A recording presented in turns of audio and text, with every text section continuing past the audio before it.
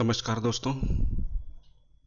लोक भारती हिंदी इस YouTube channel पर आप सभी का स्वागत करता हूं।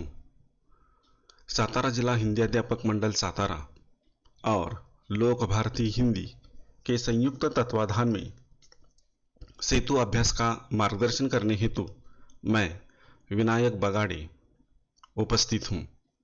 दिन है 28वां, दिनांक है 28 जुलाई 2021, कक्षा है 10वीं। आज के हमारे क्षेत्र हैं श्रवण, लेखन, भाषण। इसमें अपेक्षित कौशल हैं: छात्र कविता का रस ग्रहण करेंगे। दूसरा है, छात्र कविता सुनते समय कठिन लगने वाले शब्दों, अंशों, मुद्दों का अंकन करते हैं। इसमें सबसे पहली कृति दी गई है, आओ पता करें। अध्यापक निम्नलिखित पद्य पंक्तियों पर चर्चा करते हुए छात्रों को शील शब्द का अर्थ स्पष्ट करेंगे। अध्यापक अच्छा चरित्र किसे कहते हैं स्पष्ट करेंगे। शील, विनय, आदर्श, श्रेष्ठता तार बिना झंकार नहीं है। शिक्षा क्या स्वर साध सकेगी यदि नैतिक आधार नहीं है। कीर्ति कौमुदी की गरिमा में संस्कृति का सम्मान न भूलें। अब देखिए, यहां पर ये जो काव्य पंक्तियां दी गई हैं, इसमें मनुष्य के पास कौन कौन से गुण होने चाहिए इसका वर्णन इसमें किया गया है। इसमें देखिए, शील, विनय, आदर्श और श्रेष्ठता, इसके बिना हम उसे मनुष्य नहीं कहेंगे। ये चारों बातें या चारों गुण मनुष्य के उत्तम चरित्र के लिए आवश्यक गुण हैं। जिस व्यक्ति के पास ये चार गुण रहते हैं, उसमें एक उत्तम चरित्र की झलक हम देख सकते हैं। और इसीलिए ये चार गुण मनुष्य में होने आवश्यक हैं। शिक्षा, यह शिक्षा मनुष्य के जीवन में काफी महत्वपूर्ण स्थान रखती है। शिक्षा मनुष्य को सिखाती है क्या नैतिक है, क्या अनैतिक है, अच्छा क्या है, बुरा क्या है। इसमें फर्क करना ये शिक्षा सिखाती है। और किसी बुरे विचारों का स्वीकार करने से अच्छे विचारों की ओर हमें अग्रसर करने वाली ये शिक्षा होती है। सारी बातें हम सीखते हैं, लेकिन अपनी संस्कृति का सम्मान हमें भूलना नहीं है, उसे हमेशा याद रखना है। पूरे विश्व में भारतीय संस्कृति श्रेष्ठ समझी जाती थी, समझती है, और भविष्य में भी वह ऐसी ही सम्मान प्राप्त करने वाली संस्कृति रहेगी। इस बात को हमें भूलना नहीं है। तो इस तरह के विचार कवि के इस काव्य पंक्ति में प्रकट हुए हैं। और इस पंक्ति पर नीचे कुछ कृतियां दी गई हैं जिसकी ओर हम देखने वाले हैं। कृति पहली, उत्तम चरित्र के लिए आवश्यक गुण। जैसे कि मैंने अभी बताया, शील, विनय, आदर्श, श्रेष्ठता, ये चार गुण आवश्यक हैं उत्तम चरित्र के लिए। शिक्षा का आधार है नैतिक या नैतिकता। तीसरी कृति है, सफलता की खुशी में हमें इसे नहीं भूलना होगा। हमारी संस्कृति का सम्मान हमें भूलना नहीं है। तो इस तरह से इन कृतियों को हमें यहां पर पूर्ण करना है। अगली कृति दी है, आओ सक्षम बने। अध्यापक छात्रों से निम्नलिखित पंक्तियों के माध्यम से विकास की अंधाधुंध दौड़ में किन बातों का ख्याल रखना होगा, इस पर चर्चा करेंगे। आजकल हम देखते हैं कि चारों तरफ विकास की, प्रगति की दौड़ चल रही है, और इस दौड़ में शायद हम जो मानवता जिसे कहते हैं वह भूल गए हैं। एक मनुष्य के अंदर होने वाला प्रेम, स्नेह आज कहीं पर खो गया हुआ दिखाई देता है। अव्वल नंबर मेरा ही होना चाहिए, ज्यादा रुपए पैसे मुझे कमाने हैं, ऐसी दौड़ आजकल दिखाई देती है। इसे देखकर कवि के हृदय को ठेस लगती है। और कुछ ऐसी ही पंक्तियां यहां पर दी गई हैं। आविष्कारों की कृतियों में यदि मानव का प्यार नहीं है, सृजनहीन विज्ञान व्यर्थ है, प्राणी का उपकार नहीं है। भौतिकता के उत्थानों में जीवन का उत्थान न भूले। कवि यहां पर कहते हैं कि अनेक प्रकार के आविष्कार मनुष्य ने तैयार किए हैं, पैदा किए हैं, लेकिन यह जो मनुष्य के अंदर होने वाला प्यार है, ये प्यार सबसे बड़ा आविष्कार है। इसे अपने हृदय से कभी नष्ट होने मत दीजिए। सृजनहीन विज्ञान व्यर्थ है, निर्माण करने वाला विज्ञान व्यर्थ है। कब तक? जब तक एक प्राणी दूसरे प्राणी का उपकार नहीं मानता। हमारे इर्द गिर्द चारों तरफ भौतिकता की प्रगति हुई है, लेकिन हमें इस भौतिकता के उत्थान में, प्रगति में, हमें अपने जीवन की प्रगति नहीं भूलनी चाहिए। ऐसे अलग विचार आज के इस दौर में जो अनेक प्रकार की घटनाएं, हमारी दुर्घटनाएं हमारे सामने जो आ रही हैं, इसे देखते हुए यह एक सार्थक पंक्ति हम कह सकते हैं। मनुष्य ने कितनी भी प्रगति, कितनी भी उन्नति, कितना भी उत्थान उसका हुआ हो, लेकिन अपने अंदर हृदय में जो प्रेम है, जो स्नेह है, इसे कभी भूलना नहीं चाहिए। अध्यापक छात्रों को प्रश्न पूछकर उनके उत्तरों के विश्लेषण के साथ सार ग्रहण करने में मदद करेंगे। तो इन पंक्तियों का अर्थ ग्रहण करना है तो छात्रों को क्या करना, विद्यार्थियों को क्या करना होगा? इसमें आए हुए कठिन शब्दों के अर्थ पहले लिख लीजिए और बाद में इसका भावार्थ अगर आप अपने शब्दों में लिखोगे तो बेहतर होगा। यहां पर भावार्थ लिखकर जानबूझकर नहीं दिया। जो मैंने यहां भावार्थ बताया, बस वही भावार्थ आपको यहां पर लिखना है। आओ अभ्यास करें। अगली कृति है, काव्य की कुछ पंक्तियां दी हैं, देखते हैं इन पंक्तियों को। पांव को मिट्टी ना लगे, इसके लिए जितना ध्यान रखते हो, वैसे ही मन मलिन ना हो, इसलिए भविष्य में ध्यान रखना। श्यामची आई इस पुस्तक की इन पंक्तियों पर चर्चा करते हुए अध्यापक छात्रों को अच्छे व्यक्तित्व की अहमियत समझाते हैं। वहां करना, ये कविता की पंक्तियां नहीं है, एक प्रसंग दिया हुआ है। अगर आपने साने गुरुजी की किताब श्यामची आई अगर पढ़ी है तो उसमें एक ऐसा प्रसंग है। एक दिन शाम को सुबह के समय यह मां नहलाती है और नहलाने के बाद जब उसका शरीर स्वच्छ करती हैं, सुखाती हैं, और जब यह शाम अपने घर के अंदर जाने लगता है तब नीचे देखता है कि पूरा कीचड़ इकट्ठा हुआ है जहां पर उसने स्नान किया था, और मां ने उसके पैरों के तलुए भी साफ कर दिए थे। तो शाम उसके मन में आया कि अरे, सामने तो कीचड़ है, अगर उस पर पैर रखूंगा तो इतने स्वच्छ मेरे पैर, इतने स्वच्छ मेरे तलुए फिर से गंदे हो जाएंगे। और तब वो मां से कहता भी है कि मां, तुमने इतने अच्छी तरह से मेरे तलुए स्वच्छ किए हैं, साफ किए हैं, देखो ना कितने सुंदर हैं।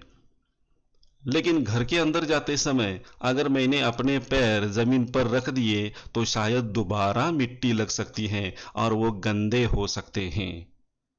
तो मां, एक काम करो ना, अपना जो आंचल है, यह आंचल वहां पर फैला दो, मैं उस पर पैर रखकर बड़ी सावधानी से अपने घर के अंदर जाऊंगा ताकि मेरे पैरों में कीचड़ न लगे, वो गंदे न हो जाए।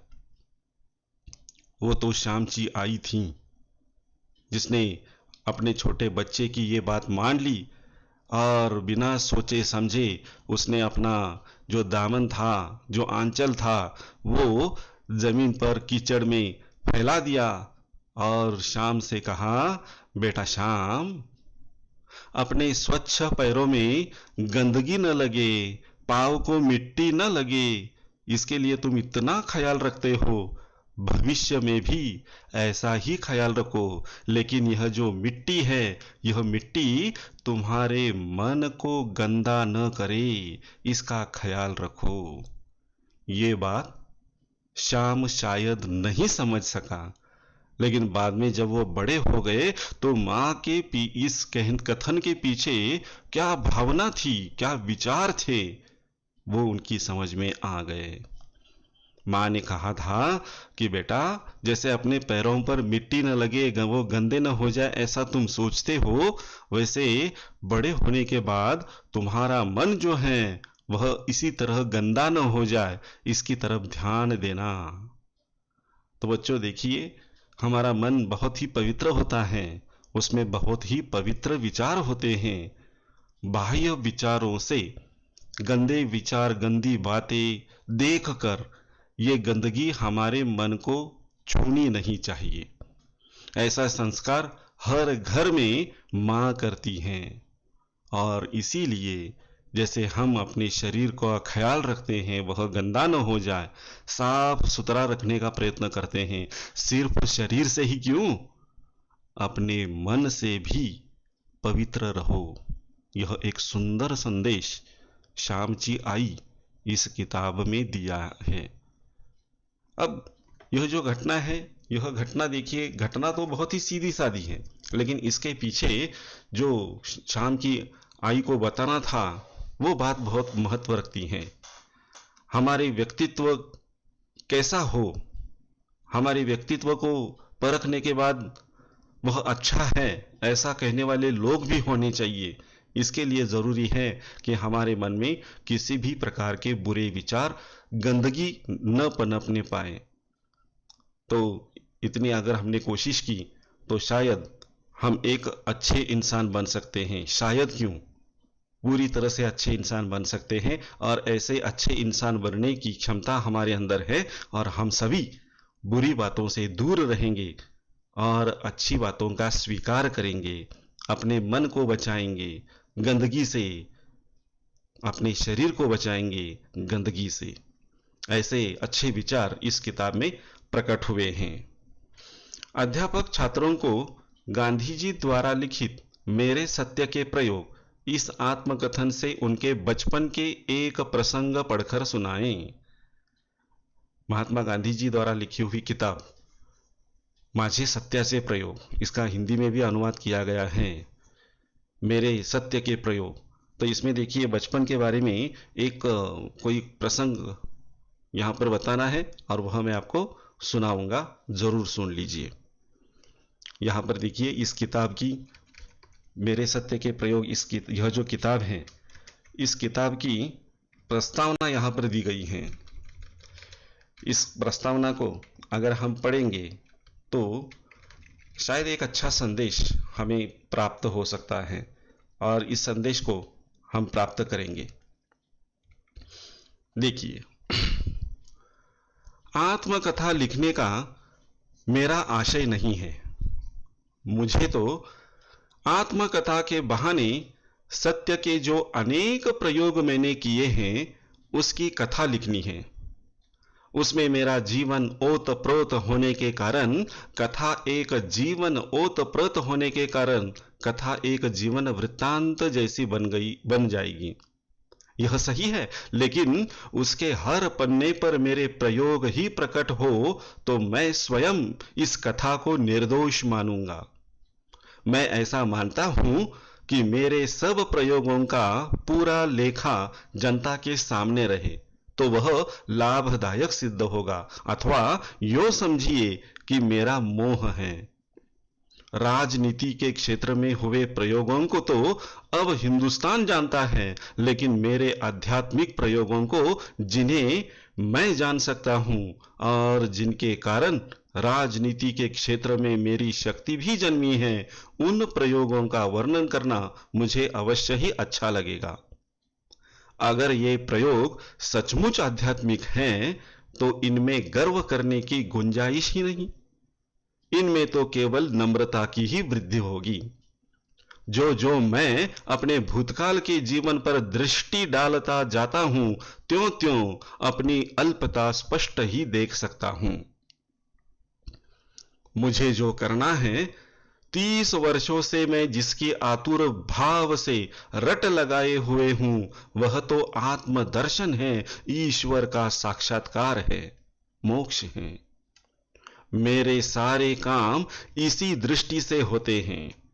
मेरा सब लेखन भी इसी दृष्टि से होता है और मेरा राजनीति के क्षेत्र में पढ़ना भी इसी वस्तु के अधीन है।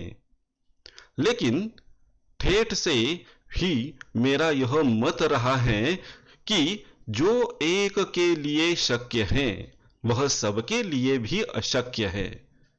इस कारण मेरे प्रयोग खानगी नहीं हुए, नहीं रहे। उन्हें सब देख सके तो मुझे नहीं लगता कि उससे उनकी आध्यात्मिकता कम होगी।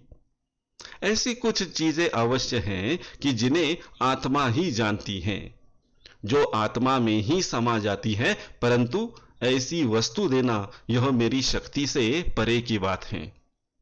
मेरे प्रयोगों में आध्यात्मिकता का मतलब है नैतिक, धर्म का अर्थ है नीति, आत्मा की दृष्टि से पाली गई नीति ही धर्म है। इसलिए जिन वस्तुओं का निर्णय बालक, नौजवान और बूढ़े करते हैं और कर सकते हैं, इस कथा में उन्हीं वस्तुओं का समावेश होगा। अगर ऐसी कथा में मैं तटस्थ भाव से निरभिमान रहकर लिख सकूं, तो उसमें से दूसरे प्रयोग करने वालों को कुछ सामग्री मिलेगी। इन प्रयोगों के बारे में मैं किसी भी प्रकार की संपूर्णता का दावा नहीं करता।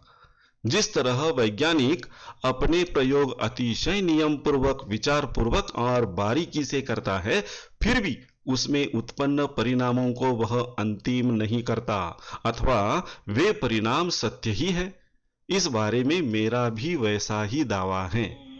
मैंने खूब आत्मनिरीक्षण किया है, एक एक भाव की जांच की है, इसका पृथक्करण किया है, किंतु उसमें से निकले हुए परिणाम सबके लिए अंतिम ही हैं।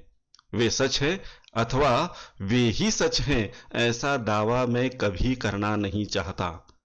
हां, यह दावा मैं अवश्य करता हूं कि मेरी दृष्टि से ये सच है और इस समय तो अंतिम जैसे ही मालूम होते हैं। अगर न मालूम हो तो मुझे उनके सहारे कोई भी कार्य खड़ा नहीं करना चाहिए।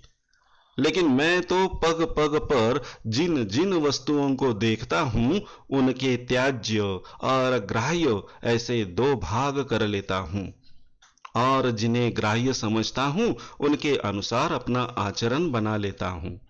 और जब तक इस तरह बना हुआ आचरण मुझे अर्थात मेरी बुद्धि को और मेरी आत्मा को संतोष देता है, तब तक मुझे उसके शुभ परिणामों के बारे में अविचलित विश्वास रखना ही चाहिए।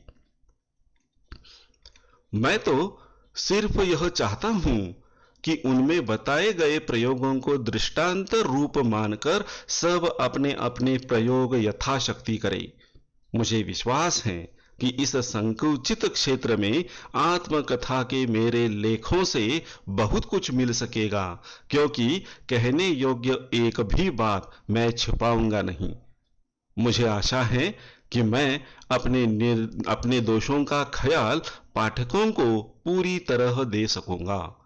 मुझे सत्य के शास्त्रीय प्रयोगों का वर्णन करना है। मैं कितना भला हूं, इसका वर्णन करने की मेरी तनिक भी इच्छा नहीं होती है। जिस गज से स्वयं मैं अपने को मापना चाहता हूं, जिसका उपयोग हम सबको अपने अपने विषय में करना चाहिए, उसके अनुसार तो मैं अवश्य कहूंगा कि उनसे तो अभी मैं दूर हूं। साबरमती आश्रम, 26 नवंबर 1925, मोहनदास करमचंद गांधी। यह किताब की प्रस्तावना है। और इस प्रस्तावना के बाद एक प्रसंग उन्होंने दिया है, भाग 1, बचपन और युवावस्था। इसे भी हम देख लेते हैं। जन्म तथा माता पिता। ऐसा मालूम होता है कि उत्तम चंद्र गांधी अथवा मेरे दादा ओता गांधी टेक वाले थे। राजनीति खटपट के कारण उन्हें पोरबंदर छोड़ना पड़ा था और उन्होंने जूनागढ़ राज्य में आश्रम लिया था। उन्होंने नवाब साहब को बाएं हाथ से सलाम किया। किसी ने इस प्रकट अभिनय का कारण पूछा तो जवाब मिला, दाहिना हाथ तो पोरबंदर को अर्पित हो चुका है। ओता गांधी के एक के बाद दूसरा यूं 2 विवाह हुए थे। पहले विवाह से उनके 4 लड़के थे और दूसरे से 2। इनमें 5वें करमचंद्र अथवा कबा गांधी और आखिरी तुलसीदास गांधी थे। दोनों भाइयों ने बारी बारी से पोरबंदर में दीवान का काम किया। कबा गांधी मेरे पिता थे। कबा गांधी के भी एक के बाद एक यूं 4 विवाह हुए थे। अंतिम पत्नी पुतलीबाई से 1 कन्या और 3 पुत्र थे। उनमें अंतिम मैं हूं। पिता कुटुंब प्रेमी, सत्य, शूर, उदार किंतु क्रोधी थे। राज्य के प्रति वे बहुत वफादार थे। एक बार प्रांत के किसी साहब ने राजकोट के ठाकुर साहब का अपमान कर दिया था। पिताजी ने उसका विरोध किया। साहब नाराज हुए। कबा गांधी से माफी मांगने के लिए कहा। उन्होंने माफी मांगने से इनकार किया।